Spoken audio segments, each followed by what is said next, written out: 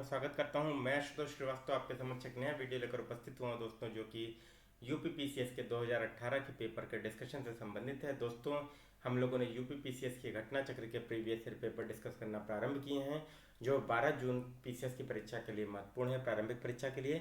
और आरओ की मेंस की परीक्षा और बीपीएससी की परीक्षा के लिए भी ये प्रश्न पत्र आपके लिए महत्वपूर्ण है। ठीक है दोस्तों, तो आगे बढ़ने से पहले आप सभी लोगों से गुजारिश करूंगा, जो छात्र नए हैं कृपया इसे लाइक कीजिए, शेयर कीजिए और सब्सक्राइब कीजिए दोस्तों, ताकि ऐसे ही वीडियोस बनाने का मोटिवेशन मेरे को मिलता रहे। दोस्तों, आप सभी लोगों की जानकारी के लिए बता दूं तो अभी तक हम लोगों ने 3 पेपर डिस्कस किए हैं, 2021 के, 2019 के और 2020 की प्रारंभिक परीक्षा के। और आज हम लोग डिस्कस करेंगे 2018 का पेपर। तो जो छात्र नए हों, जिन्होंने पुराने पेपर्स ना देखे हों, प्लेलिस्ट बना दी गई है, लिंक डिस्क्रिप्शन बॉक्स में है, आप सभी लोग जो है उसको देख डालिए। और दोस्तों, इसकी अगर पीडीएफ चाहिए तो आपको career with Ashutosh Telegram group भी है, उस पर जाके पीडीएफ आप प्राप्त कर सकते हैं। ठीक है दोस्तों, और इससे संबंधित किसी और जानकारी के लिए कमेंट बॉक्स में कमेंट करके पूछ सकते हैं। चलिए दोस्तों, हम लोग स्टार्ट करते हैं यूपीपीसीएस 2018 का पेपर का डिस्कशन। ठीक है दोस्तों देखिए, 150 क्वेश्चन अगर ये हम लोग कर लेंगे दोस्तों, तो प्रीवियस ईयर पेपर का डिस्कशन तो 100 क्वेश्चन हम लोग आराम से दोस्तों सही कर लेंगे। और दोस्तों, करंट अफेयर मिला के हम लोग का सिलेक्शन प्रारंभिक परीक्षा में कोई रोक नहीं पाएगा। ठीक है दोस्तों, तो चलिए स्टार्ट करते हैं। भारतीय इतिहास दोस्तों, पहला क्वेश्चन देखते हैं।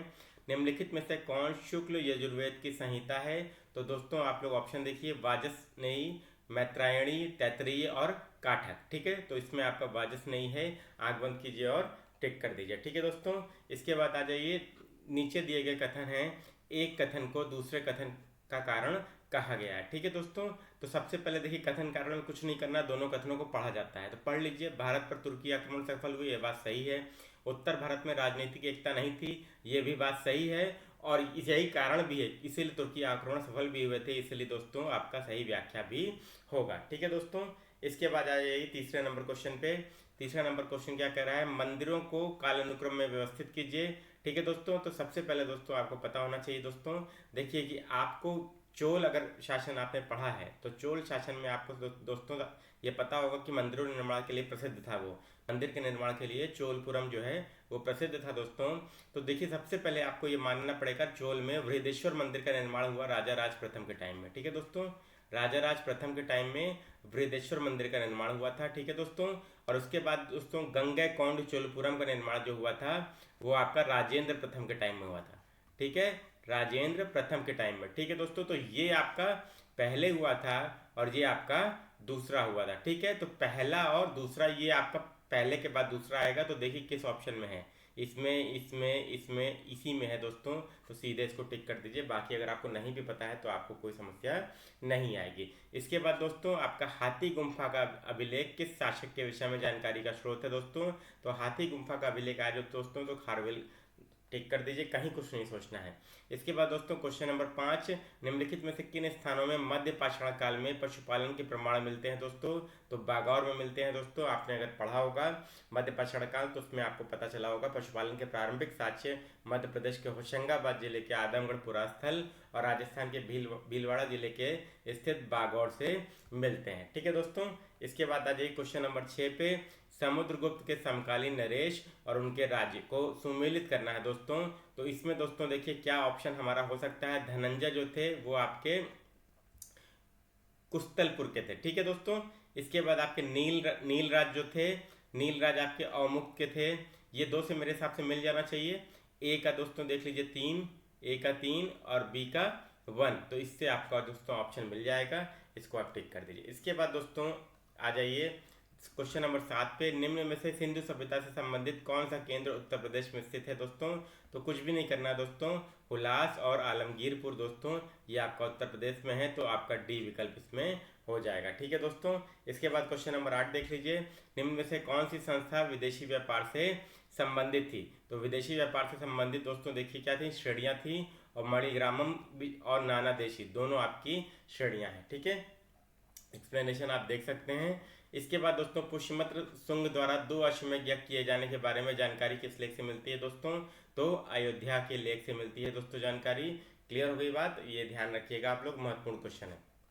मध्यकालीन इतिहास में देखिए दोस्तों, मध्यकालीन इतिहास में कौन सुमेलित नहीं, ये आपको बताना है। देखिए लाल दरवाजा मस्जिद जौनपुर से सुमेलित है, दाखिल दरवाजा गौड़ ये भी सुमेलित है, तीन दरवाजा है अहमदाबाद, ये भी सुमेलित है। सुमेलित कौन सा नहीं है? अदीना मस्जिद, ये आपका दोस्तों पंडुआ में है। ठीक है दोस्तों, देखिए मैंने पहले ही आपको यहाँ पे लिख दिया है ताकि आपको कोई समस्या ना आए। क्लियर हो गई बात दोस्तों? ये आपका ऑप्शन हो जाएगा। क्वेश्चन नंबर 11 देख लीजिए, निम्नलिखित युग्मों में से कौन सही युग्म नहीं है? दोस्तों कौन सही युग्म नहीं है ये आपको पूछा है, कौन सुमेलित नहीं है। तो सुमेलित जो है पहले इसको टिक कर लेते हैं। ध्रुवदास भगत नामावली ठीक है, नाभादास भक्तमाल ठीक है, उस्मान चित्रावली ये ठीक है। और दोस्तों देखिए ये रसखान रसिक प्रिया के नहीं है, केशव दास है, मैंने देखिए यहाँ पे लिख दिया है। क्लियर होगी बात दोस्तों? तो यही आपका विकल्प हो जाएगा। इसके बाद दोस्तों क्वेश्चन नंबर 12 देख लीजिए। क्वेश्चन नंबर 12 दोस्तों, क्वेश्चन नंबर 12 में क्या कह रहा है दोस्तों? देखिए मध्यकाल में संगीत पर संस्कृत में लिखी गई अनेक पुस्तकों का फारसी में अनुवाद किया गया, ये बात सही है। आरंभिक चिश्ती सूफी संगीत सभाओं जिसमें समा कहा जाता था के शौकीन थे। आरंभिक चिश्ती सूफी संगीत सभाओं को समा कहा जाता था, ये बात सही है। लेकिन ये कारण नहीं है कि फारसी में अनुवाद होने का। ठीक है, वो राजाओं के इंटरेस्ट से ऐसा हुआ था, तो ये आपका बी विकल्प हो जाएगा। ठीक है दोस्तों, इसके बाद आप आ जाइए, मध्यकालीन भारत के ऐतिहासिक स्रोतों में चकला शब्द का प्रयोग हुआ है दोस्तों। तो चकला का समानार्थी किसका है दोस्तों? तो ऑप्शन नंबर सी दोस्तों, ये सूबा या परगना के बीच की क्षेत्रीय इकाई है, लेकिन सरकार के समानार्थी नहीं है। क्लियर हो गई बात दोस्तों? तो यही आपका विकल्प मोस्ट अप्रोप्रिएट होगा। ठीक है, क्लियर हो गई बात दोस्तों? अब आ जाइए नेक्स्ट क्वेश्चन पे, क्वेश्चन नंबर 14, सुरक्षा के लिए मराठों के राजस्व के दावों को किस नाम से जाना जाता है दोस्तों? तो चौथ, या ध्यान रखिएगा, चौथ जो था बेसिकली वो मुगलाई बीबीस को कहा जाता था। इसके बदले जो पड़ोसी राज्यों को मराठों के आक्रमण से और लूटपाट से बचने का आश्वासन प्राप्त हो जाता था। ठीक है, तो एक्सप्लेनेशन आप लोग देख लीजिएगा। क्वेश्चन नंबर 15 दोस्तों देखिए, दिल्ली में पुराना किला के सामने खैरुल मंजिल का निर्माण किसने कराया? तो महामनगा ने, बहुत फेमस हैं। ठीक है, वैसे भी निम्नलिखित युग्मों में से कौन सुमेलित नहीं है? तो सुमेलित कौन सा है दोस्तों? देवगिरी शंकर देव सही है, होयसल बीरबल्लाल सही है, मधुरा वीर पांड्या सही है दोस्तों। तो ये वारंगल जो है ये रामचंद्र देव नहीं थे दोस्तों, इसके लिए प्रताप रुद्रदेव द्वितीय थे। ये मैंने यहाँ लिख दिया दोस्तों आप लोगों के लिए, आप लोग देख लीजिएगा। क्वेश्चन नंबर 17 देखिए, कालानुक्रम में व्यवस्थित करना है दोस्तों। तो देखिए व्यवस्थित करने के लिए सबसे महत्वपूर्ण चीज आपको पता होना चाहिए, देखिए इन बादशाहों का ईयर पता होना चाहिए। ठीक है, तो जहांदार शाह जो थे आपके वो 1712, ठीक है दोस्तों। मोहम्मद शाह 1719, क्लियर हो गई बात। अहमद शाह 1748, और उसके बाद दोस्तों आलमगीर आपके 1754। ठीक है, अब सुमेलित हो जाएगा। कैसे सुमेलित होगा बताइए? सबसे पहले ये पहले बी, फिर ए, फिर डी, फिर सी, तो बी विकल्प आपका सही हो जाएगा। ठीक है, इसके बाद दोस्तों आधुनिक इतिहास में आ जाते हैं। आधुनिक इतिहास में देख लेते हैं 1946 कथन कारण का क्वेश्चन है। 1946 में मुस्लिम लीग ने कैबिनेट मिशन प्लान के लिए अपनी स्वीकृति वापस ले ली थी, ये बात सही है। 1946 में गठित अंतरिम सरकार में मुस्लिम लीग शामिल हुई थी, ये भी बात सही है। लेकिन शामिल हुई थी और सहमति वापस ली थी, दोनों आपस में क्या विरोधाभासी है, तो सही व्याख्या नहीं होगा। ठीक है दोस्तों, तो आपका यही विकल्प सही हो जाएगा। 19वां देख लीजिए दोस्तों, कालानुक्रम में व्यवस्थित करिए दोस्तों। देखिए मॉडर्न हिस्ट्री में ईयर मोस्ट इंपॉर्टेंट है, ईयर जरूर पढ़ के जाइए। देखिए मैंने आपके लिए ईयर पहले ही लिख दिया है। हंटर आयोग 1882, सैडलर आयोग 1917, वुड का घोषणा पत्र 1854, सार्जेंट योजना 1944। तो सुमेलित करिएगा तो डी विकल्प आपका हो जाएगा। ठीक है, इसके बाद दोस्तों किसने क्रांतिकारी संगठन अभिनव भारत समाज की स्थापना की थी दोस्तों? वी.डी. सावरकर, विनायक दामोदर सावरकर। इसके बाद दोस्तों क्वेश्चन नंबर 21 देख लेते हैं, विद्रोह कौन सा सुमेलित है? पहले ये देख लीजिए, 1855 संथाल, कोल आपका 1831, खासी 1829, ये सही है। अहोम दोस्तों आपका 1828 था, देखिए मैंने लिख दिया है, यही आपका विकल्प होगा क्योंकि पूछा है सुमेलित नहीं कौन सा है। इसके बाद दोस्तों क्वेश्चन नंबर 22 देख लीजिए, निम्न गवर्नर जनरलों में से किसने कांग्रेस को अत्यधिक अल्पसंख्यक लोगों का प्रतिनिधित्व करने का कहकर उपहास किया था? तो देखिए अत्यधिक अल्पसंख्यक लोगों का प्रतिनिधित्व करने वाली संस्था कहकर उपहास किया था दोस्तों लॉर्ड डफरिन ने। ठीक है दोस्तों, ये 1885 के समय क्या थे? भारत के वायसराय थे। ये उस समय के क्या थे दोस्तों? भारत के वायसराय थे। इसके बाद दोस्तों क्वेश्चन नंबर 23 देख लीजिए, कौन सा सुमेलित नहीं है? संभलपुर सुरेंद्र शाही ठीक है, गंजाम राधाकृष्ण दंड सेना ठीक है, कश्मीर गुलाब सिंह ये भी ठीक है, और लखनऊ लियाकत अली नहीं दोस्तों, ये इलाहाबाद के थे। ये कहाँ के थे? ये इलाहाबाद के थे, इन्होंने प्रतिनिधित्व किया था। ठीक है दोस्तों, इसके बाद आ जाइए भूगोल। भूगोल में दोस्तों निम्न में से कौन भारत का सबसे ऊंचा जलप्रपात है दोस्तों? तो कुंचिकल है, विदाउट एनी डाउट। ठीक है दोस्तों, इसके बाद आ जाइए निम्नलिखित में से कौन सा सही नहीं है? पहले देख लेते हैं, पहला ऑप्शन स्थानीय काली मिट्टी को रेगुर कहा जाता है, ये बात सही है। रेगुल मिट्टी अनिवार्य रूप से एक परिपक्व मिट्टी होती है, ये भी बात सही है। काली मिट्टी में आर्द्रता धारण करने की उच्च क्षमता होती है, ये भी बात सही है। हिमालय क्षेत्र में नहीं पाई जाती दोस्तों, ये महाराष्ट्र के साइड में पाई जाती है, दक्कन पठार में। ठीक है, अब आ जाइए क्वेश्चन नंबर 26 पे। मैकमोहन सीमा रेखा है भारत और चीन के बीच की। ठीक है, सबको पता होगा दोस्तों, कक्षा 6 से पढ़ रहे हैं। कौन मृदा से संबंधित है? इडेफिक। बहुत बड़ा रिपीटेड क्वेश्चन है, बहुत बार पूछा गया है। निम्नलिखित राज्यों में से किसकी तटरेखा सबसे लंबी है? गुजरात की दोस्तों, विदाउट एनी डाउट। उसके बाद दोस्तों, विश्व प्रसिद्ध भगवान वेंकटेश्वर तिरुपति का मंदिर निम्नलिखित पहाड़ियों में किसमें स्थित है? दोस्तों देखिए, बेसिकली वो क्या है आपका, ये विकल्प इसमें जो है कोई भी सही नहीं है। ठीक है दोस्तों, तो आप इसको जो है अभी छोड़ ही दीजिए, कोई मतलब नहीं डिस्कस करने का। इसके बाद आ जाइए क्वेश्चन नंबर 30। राजस्थान मरुस्थल या थार मरुस्थल निम्नलिखित में से किसका विस्तार है? दोस्तों तो प्लिस्टोसिन या अभिनव जमाव का। ठीक है, बहुत बार आता है, बेसिक क्वेश्चन है। भारत की निम्नलिखित नदियों में से कौन सी पश्चिमी घाट से नहीं निकलती है? दोस्तों तो दोस्तों सब पश्चिमी घाट से आपकी तापी या ताप्ती नहीं निकलती है दोस्तों, क्लियर हो गई बात। अब बाकी गोदावरी आपकी निकलती है, कावेरी निकलती है, कबाम निकलती है। ठीक है, अब तापी कहाँ से निकलती है? ये एमपी से निकलती है। ठीक है दोस्तों, क्लियर हो गई बात, बैतूल जिले से। इसके बाद आ जाइए क्वेश्चन नंबर 32। विभिन्न क्षेत्रों में उत्पादित सुल्ताना, गुलाबी और काली चंपा निम्नलिखित प्रमुख फसलों की फसल है। ये अंगूर की फसल है दोस्तों। ठीक है, बहुत इंपॉर्टेंट क्वेश्चन है, दोबारा भी आ सकता है। निम्नलिखित राज्यों में कौन इलायची और काली मिर्च का सबसे बड़ा उत्पादक है? तो आंख बंद कीजिए और केरल पर टिक कर दीजिए।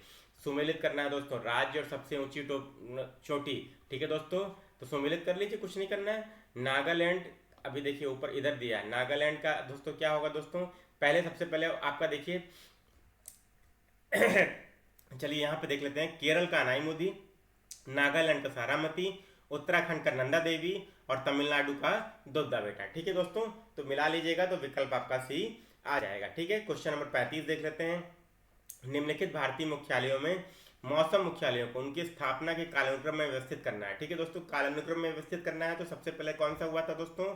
तो कोलकाता, दूसरे नंबर पे शिमला में, तीसरे नंबर पे पुणे गया था और चौथे नंबर पे दिल्ली में। तो विकल्प आपका डी हो जाएगा। इसके बाद दोस्तों क्वेश्चन नंबर 36 आ जाइए। वनस्पति जलवायु का सही सूचक है, ये कोपेन ने बोला था। ठीक है, आंख बंद कीजिए, टिक करिए। एनसीईआरटी का क्वेश्चन है। निम्नलिखित देशों में किसने पंपास घास का मैदान स्थित है? अर्जेंटीना। आंख बंद कीजिए, क्वेश्चन टिक कर दीजिए। निम्नलिखित युग्मों में कौन सही सुमेलित नहीं है? सोनोरेन यूएसए ठीक है, टकला मकान चीन ठीक है, कराकुम तुर्कमेनिस्तान ठीक है, गिब्सन जो है वो आपका ऑस्ट्रेलिया में है दोस्तों। ठीक है, तो ये आपका गलत है, तो इस पे आपको क्या करना है? आंख बंद करना है और टिक कर देना है। क्वेश्चन नंबर 39 देख लीजिए। कॉफी उत्पादक देशों को उनके कॉफी उत्पादन के अवरोही क्रम में, अवरोही मतलब घटते क्रम में आपको दिखाना है दोस्तों। देख लीजिए, सबसे पहले आपका ब्राजील आएगा, दूसरे नंबर पे आपका वियतनाम आएगा, तीसरे नंबर पे कोलंबिया आएगा और चौथे नंबर पे आपका इंडोनेशिया आएगा। तो बी विकल्प आपका ठीक हो जाएगा। ठीक है दोस्तों, इसके बाद आ जाइए। स्वेज नहर के बन जाने के पश्चात भारत और यूरोप के मध्य की सामुद्रिक दूरी में कितनी कमी आई है? तो 7000 किलोमीटर की कमी आई है। रट लीजिए दोस्तों, इस बार भी पूछा जा सकता है। ठीक है, इसके बाद दोस्तों, निम्नलिखित नदियों में किसके मुहाने पर पक्षी के पंजे जैसी आकृति वाला डेल्टा बनता है? तो मिसिसिपी दोस्तों, मिसिसिपी का डेल्टा जो है मेक्सिको की खाड़ी में मिसिसिपी गिरती है और पक्षी वाला जो है पंजे की आकृति वाला डेल्टा बनता है। 42वां दोस्तों, निम्नलिखित में से कौन सा विश्व में आयोडीन का अग्रणी उत्पादक है? तो चिली दोस्तों। आंख बंद कीजिए और टिक कर दीजिए। इसके बाद दोस्तों देखिए, निम्नलिखित घटनाओं पर विचार कीजिए। क्या है? पृथ्वी पर उनके उत्पन्न होने के कालक्रम के अनुसार जो है व्यवस्थित करना है। ठीक है, तो सबसे पहले कौन ऊपर जीव पैदा हुआ? कवच वाले जीव। इसके बाद दोस्तों पहला कीट, इसके बाद दोस्तों पहला सरीसृप, उसके बाद पहला स्तनधारी। स्तनधारी एकदम आखिरी में लिखिएगा, तो एकदम आखिरी में आपका देखिए ये विकल्प हो रहा है। इसके बाद दोस्तों क्या है आपका? तीसरे नंबर पे पहला सरीसृप, तो आपका विकल्प सी हो जाएगा। ठीक है दोस्तों, इसके बाद आ जाइए। निम्नलिखित में से कौन कीटों से प्राप्त नहीं होता है? रेशम, लाख, शहद और मोती। मोती दोस्तों नहीं होता है आपका, बाकी सब आपका कीटों से प्राप्त होता है। निम्नलिखित ग्रहों में कौन जीवन के अस्तित्व के लिए उपयुक्त हो सकता है दोस्तों? तो मंगल, इसके लिए लगातार काम चल रहा है। ठीक है दोस्तों, इसके बाद दोस्तों पर्यावरण के क्वेश्चन हम लोग देख लेते हैं। India state of forest report 2017 के अनुसार देश में कुल भौगोलिक क्षेत्रफल का कितना प्रतिशत वनों के अंतर्गत है? तो दोस्तों ये आपका लेटेस्ट आंकड़ा नहीं है, 2019 का आंकड़ा 21.67 था। वर्तमान का लेटेस्ट आंकड़ा जो है इसको हम लोग अलग से डिस्कस करेंगे वन रिपोर्ट पर। ठीक है, क्वेश्चन नंबर 47 देख लीजिए। भारत में बाघ परियोजना की शुरुआत हुई प्रोजेक्ट टाइगर प्रोजेक्ट कौन सा, प्रोजेक्ट टाइगर की शुरुआत हुई 1973, इसमें विकल्प दिया नहीं है तो करीब सबसे ठीक किया गया है। 48 दोस्तों, निम्नलिखित में से कौन मानव जनित जीवों का एक उदाहरण है। दोस्तों जलचंत्र प्राकृतिक है, वर्षावन प्राकृतिक है, घास का मैदान भी आपका प्राकृतिक है। तो फसली भूमि जो है जिसपे खेती होती है वो आपका मानव जनित जीवों में। इसके बाद 49 देख लीजिए, कौन सा जानवर बिना पानी पिए सबसे लंबी अवधि तक रह सकता है दोस्तों, तो कंगारू चूहा, टिक कर लीजिए। इसके बाद दोस्तों 50वां, भारत का प्रथम national centre for marine biodiversity आपका कहाँ स्थित है दोस्तों, जामनगर में। ठीक है दोस्तों, बहुत महत्वपूर्ण क्वेश्चन है, ये ध्यान रखिएगा, national centre for marine biodiversity Jamnagar, याद कर लीजिए, इस बार के लिए भी महत्वपूर्ण है। इसके बाद दोस्तों आपका डाचीगम राष्ट्रीय उद्यान जो है वो किससे संबंधित है दोस्तों, ये हंगुल या कश्मीर स्टैग से संबंधित है, ये बहुत ही महत्वपूर्ण क्वेश्चन है दोस्तों। इसके बाद आ जाइए, विश्व जैव विविधता दिवस कब मनाया जाता है दोस्तों, तो 22 मई को मनाया जाता है। इसके बाद दोस्तों किसमें ओजोन की सर्वाधिक सांद्रता मिलती है दोस्तों, तो स्ट्रेटोस्फीयर में मिलती है। ठीक है दोस्तों, समताप मंडल में, बहुत पुराना क्वेश्चन है, रिपीटेड क्वेश्चन है दोस्तों, रिपीटेड क्वेश्चन दोस्तों मोस्ट इंपॉर्टेंट है, ये ध्यान रखिए आप लोग, प्रीवियस ईयर का डिस्कशन इसीलिए आप लोग कर लीजिएगा, 100% से कम नहीं करिएगा, गारंटी मैं ले रहा हूँ। वैश्विक ऊष्मन के फलस्वरूप निम्नलिखित में से किसकी बारंबारता और प्रचंडता बढ़ रही है, चक्रवात की बढ़ रही है, बवंडर की बढ़ रही है, तूफान, सभी की बढ़ रही है दोस्तों। ठीक है, उसके बाद आ जाइए क्वेश्चन नंबर 55 पे, निम्नलिखित में से कौन सा स्वावासन संरक्षण रणनीति का उदाहरण नहीं है, तो इन सीटू, स्ववासन मतलब इन सीटू कंजर्वेशन, ठीक है, का उदाहरण नहीं है, कौन सा, जैव मंडलागार है, राष्ट्रीय उद्यान है, पवित्र उपवन भी है, लेकिन वनस्पतिक बाग बोटेनिकल गार्डन आपका XC2 का है। ठीक है दोस्तों, क्लियर हो गई बात, तो ये आपका आंसर हो जाएगा। 56 देख लीजिए, सूर्य के प्रकाश से पराबैंगनी विकिरण अभिक्रिया निम्नलिखित में से क्या पैदा करती है, आपका ओजोन पैदा करती है दोस्तों। ठीक है, अगर आपका पराबैंगनी विकिरण ज्यादा निकलेगा तो क्या होगा दोस्तों, आपको पता ही है, स्किन कैंसर वगैरह का खतरा हो सकता है। निम्नलिखित युग्मों में से कौन युग्म सही सुमेलित नहीं है, रिनेटिंग पनीर सही है, जैव प्रौद्योगिकी प्लास्मेट सही है, गोल्डन चावल विटामिन ए सही है, ओजोन परत ट्रोपोस्फियर नहीं दोस्तों, स्ट्रेटोस्फियर, मैंने पहले ही लिखा इस क्वेश्चन में, इससे पहले वाले क्वेश्चन में हम लोगों ने देखा है स्ट्रेटोस्फियर। ठीक है, बहुत बार आ चुका है दोस्तों ये क्वेश्चन। इसके बाद आ जाइए क्वेश्चन नंबर 58 पे, निम्नलिखित युग्मों में से कौन सुमेलित नहीं है। नहीं देखिए आजकल ज्यादा पूछा जा रहा है, क्यों, क्योंकि आपको तीनों विकल्प, चारों विकल्प पता होने चाहिए इसके लिए। बांदीपुर राष्ट्रीय उद्यान कर्नाटक सही है, मानस असम ठीक है, पेरियार केरल ठीक है, सिमलीपाल आपका उड़ीसा में है दोस्तों, ये गलत है। ठीक है दोस्तों, ये उड़ीसा में है। 59 देख लीजिए, मिथेन निम्न में से किससे निकलती है, उत्सर्जित होती है दोस्तों, तो धान के खेत से भी और दीमक की बॉम्बी से भी, तो दोनों विकल्प आपका सही होगा। रिपीटेड क्वेश्चन है, मोस्ट इंपॉर्टेंट दोस्तों, पर्यावरण तो पूरा पूरा रिपीटेड से मिल जाता है लगभग। ठीक है, इसके बाद 60 देख लीजिए, जुलाई 18 में निम्न से किसके द्वारा सफर वायु गुणवत्ता एवं मौसम पूर्वानुमान प्रणाली का उद्घाटन किया गया था, डॉक्टर हर्षवर्धन। इस बार के लिए महत्वपूर्ण नहीं है दोस्तों, करंट का क्वेश्चन था। इसके बाद दोस्तों क्वेश्चन नंबर 61 पे आ जाइए, वर्तमान में जनसंख्या के सुखों का परित्याग किए बिना भविष्य के लिए ऊर्जा और अन्य संसाधनों की बचत, ये सतत विकास या संपोषणीय विकास है दोस्तों, सस्टेनेबल डेवलपमेंट भी बोलते हैं इंग्लिश में। इसके बाद 62, ग्रीन पीस इंटरनेशनल का मुख्यालय स्थित है एम्स्टर्डम। ठीक है दोस्तों, एम्स्टर्डम नीदरलैंड में। क्लियर हो गई बात। 63 देख लीजिए, कौन सा द्वितीय प्रदूषक है, स्मॉग दोस्तों आया तो सीधे जो है टिक कर लीजिए आंख बंद करके। 64 देख लीजिए, पारिस्थितिकी तंत्रों में से किसमें प्रजाति या विविधता सापेक्षता काफी अधिक होती है दोस्तों, तो सबसे ज्यादा दोस्तों उष्ण कटिबंधीय वर्षावन में होती है और कोरल रीफ में। अगर दोनों दिया है तो आपको दोनों में से कोई भी टिक कर सकते हैं, लेकिन अगर आपके पास क्या है, दोनों ए और बी या बी और सी दोनों का विकल्प हो तो आप उसी को टिक करिएगा। ठीक है, बीपीएससी में ऐसे क्वेश्चन पूछे जाते हैं जिसमें 5 विकल्प होते हैं। ठीक है, अगर इसमें विकल्प होता है आपका बी एंड सी तो आप केवल उसी को टिक करेंगे। इसके बाद दोस्तों 65वां, निम्नलिखित में से कौन सामान्य परिस्थिति में वृक्ष के पत्तों की सरसराहट का डेसिबल स्तर प्रदर्शित करता है, 20 डेसिबल दोस्तों, याद कर लीजिए, मोस्ट इंपॉर्टेंट है। जलवायु परिवर्तन पर संयुक्त राष्ट्र सम्मेलन COP21 पेरिस में हुआ था, आंख बंद कीजिए, टिक कर दीजिए 2015 में। जलवायु परिवर्तन पर भारत की प्रथम राष्ट्रीय कार्य योजना 2008 में दोस्तों। ठीक है, रिपीटेड क्वेश्चन है। सबसे अधिक स्थिर पारिस्थितिकी तंत्र कौन सा है, सागरीय या महासागरीय। इसके बाद दोस्तों इंसिनरेटर्स का प्रयोग, इंसिनरेटर्स आपका कूड़ा कचरा के लिए होता है दोस्तों, बेसिकली जलाने के लिए, तो पहला ही ऑप्शन आपका ठीक होगा। ठीक है, टिक कर दीजिए। इसके बाद 70वां पे आइए, हरित गृह प्रभाव या ग्रीन हाउस इफेक्ट क्या है, वैश्विक ताप में वृद्धि, आंख बंद कीजिए और टिक कर दीजिए। ठीक है, हम लोग ग्रीन हाउस गैसेस की बात करते हैं, वो क्या कर रही है, ग्लोबल वार्मिंग कर रही है, ग्रीन हरित गृह प्रभाव यही है। कौन प्राकृतिक गैस का मुख्य भाग है दोस्तों, मीथेन दोस्तों। क्लियर हो गई बात।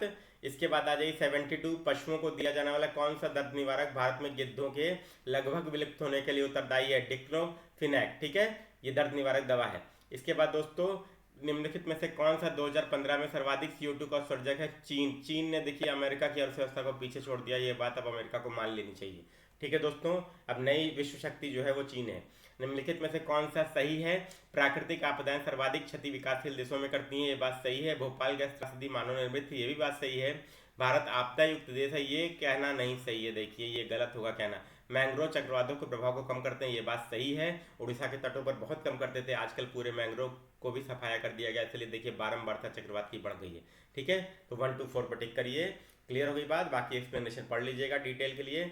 75वां, धुआं में आंखों को प्रभावित करने वाला कौन सा शक्तिशाली उत्तेजक होता है दोस्तों? तो दोस्तों देखिए पैन होता है, परऑक्सी एसिटिल नाइट्रेट। ठीक है दोस्तों, ये आपका कंपोनेंट होता है जिसके कारण आंख क्या होती है? प्रभावित होती है। इसके बाद दोस्तों निम्नलिखित ऊर्जा स्रोतों में से कौन पर्यावरणीय प्रदूषण नहीं उत्पन्न करता है?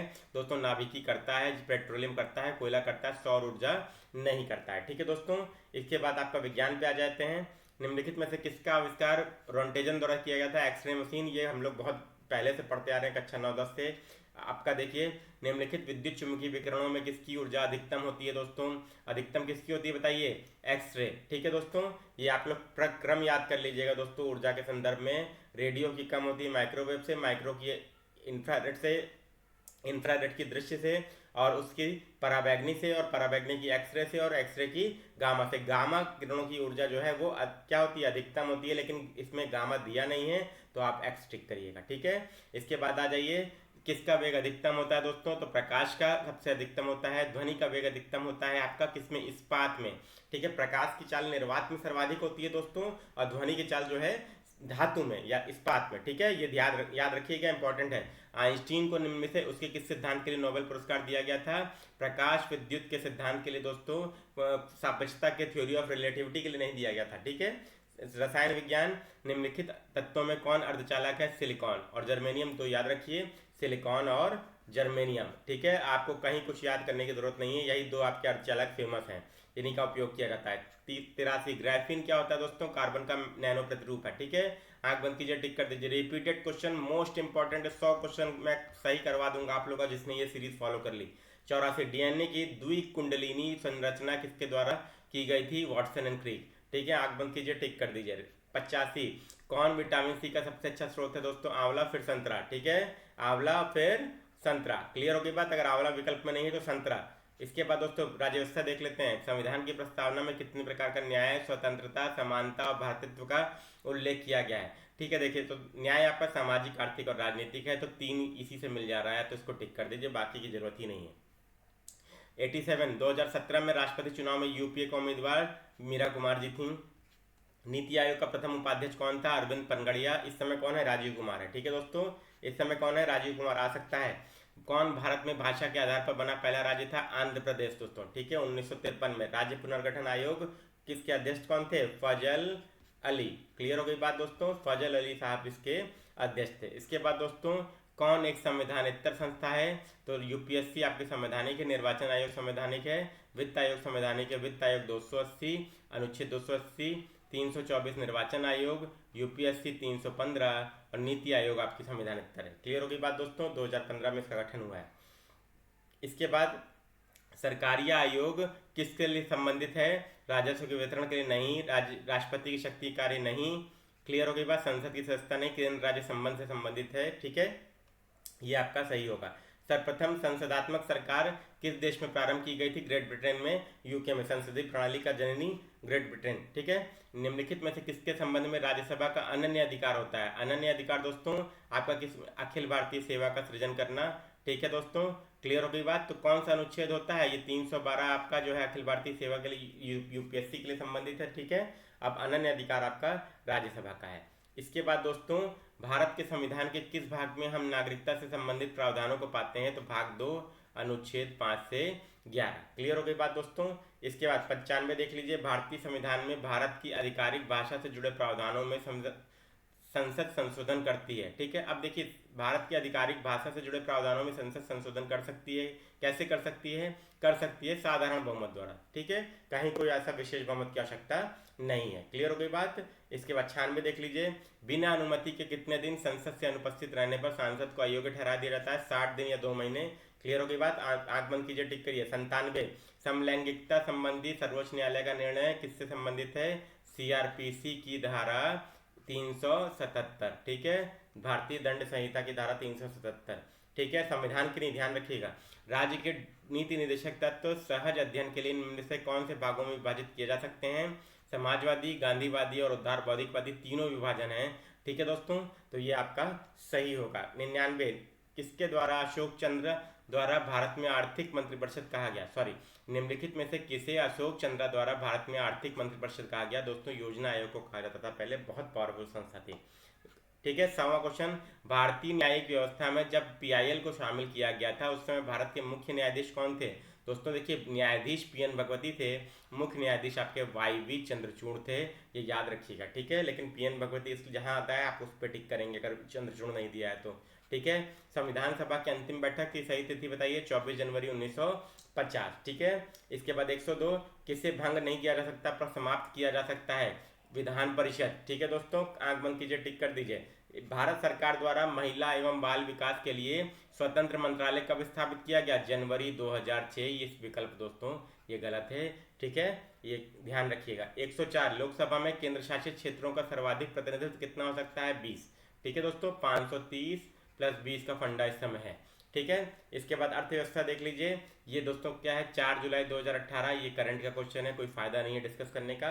अब 106 पे आ जाइए। जनसंख्या की प्राकृतिक वृद्धि निम्नलिखित में से किसका परिणाम है? अशोधित जन्म दर और अशोधित मृत्यु दर। यही आपका विकल्प होगा, ए और बी। ठीक है, इसके बाद आ जाइए, देखिए जनसंख्या की प्राकृतिक वृद्धि जन्म माइनस मृत्यु ही होती है। 107, निम्नलिखित में से किसके द्वारा मानव विकास सूचकांक सर्वप्रथम विकसित किया गया? यूएनडीपी द्वारा, संयुक्त राष्ट्र विकास कार्यक्रम द्वारा 1990 में विकसित किया जाता है। ठीक है, इसके बाद दोस्तों भारत में ग्रामीण रोजगार का सबसे बड़ा कार्यक्रम दोस्तों कोविड-19 में भी प्रूव हो गया है, मनरेगा। 2015 में विश्व बैंक ने इसको भारत का सबसे बड़ा लोक निर्माण कार्यक्रम कहा है। ठीक है दोस्तों, वर्ल्ड बैंक द्वारा। क्लियर हो गई बात। ठीक है, भारत की विदेश नीति के निबंध में मैंने आपको बताया है। ठीक है, इसके बाद 109, किसे लॉरेंज वक्र द्वारा मापा जाता है? आय की विषमता को। रट लीजिए, दोबारा पूछा जा सकता है।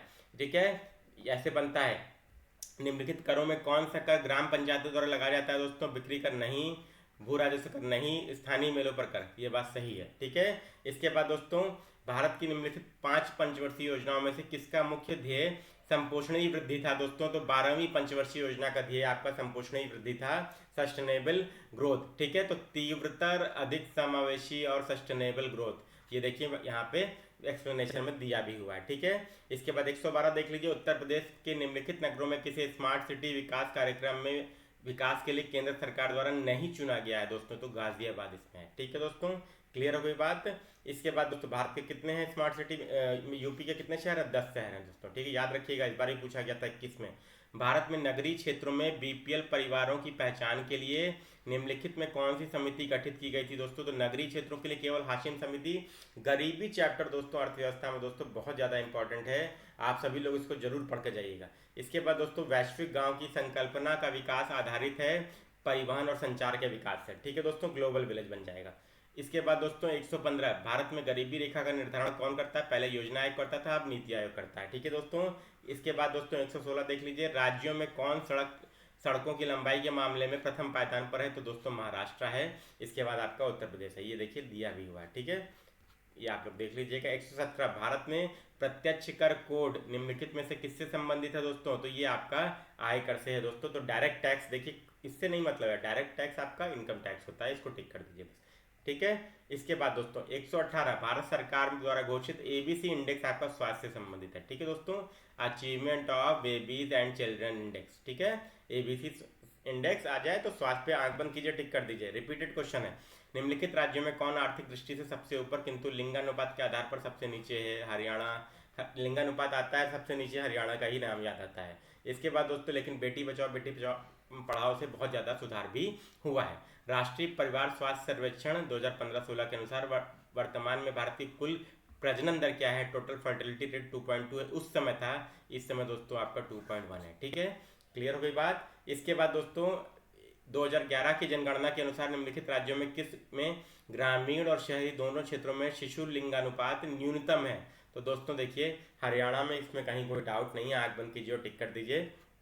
ठीक है, 2011 की जनगणना के अनुसार निम्नलिखित राज्यों में किसकी ग्रामीण जनसंख्या सर्वाधिक है दोस्तों। तो यूपी की दोस्तों ग्रामीण जनसंख्या सर्वाधिक है। ठीक है, विश्व जनसंख्या दिवस 11 जुलाई, मोस्ट इंपॉर्टेंट क्वेश्चन रिपीटेड है।